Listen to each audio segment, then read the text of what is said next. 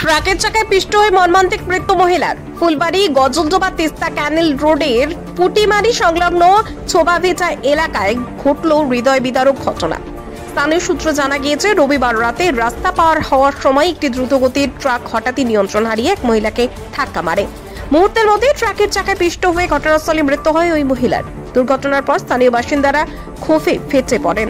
তারা জানিয়েছেন, ওই এলাকায় প্রায়ই অতিরিক্ত গতিতে ভারী গাড়ি চলাচল করে, কিন্তু ট্রাফিক নিয়ন্ত্রণ না নজরদারি নেই বললেই চলে। ঘটনাস্থলে ফুলবাড়ি থানার পুলিশ পৌঁছে মৃতদেহ উদ্ধার করে ময়নাতদন্তের জন্য পাঠায় এবং ট্রাকটিকে আটক করে।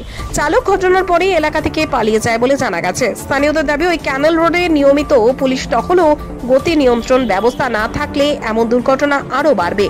পুলিশ ঘটনার তদন্ত শুরু করেছে। প্রগতি নার্সিং কলেজ অ্যান্ড স্কুল। এখানে শিক্ষা মানে কেবল ডিগ্রি নয়, এখানে শেখানো হয় মানবতার পাঠ। 3 বছরের জিএনএম কোর্স এবং 4 বছরের বিএসসি নার্সিং।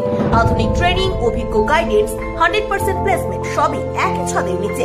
ঠিকানা রানীডাঙ্গা, কালারাম, শিলিগুড়ি। প্রগতি নার্সিং কলেজ অ্যান্ড স্কুল, শিক্ষা সেবা সাফল্যের প্রতিশ্রুতি। অলরেডি একজন ছিল আর উপরে গাড়িটা কোথা থেকে কোথায় যাচ্ছিল?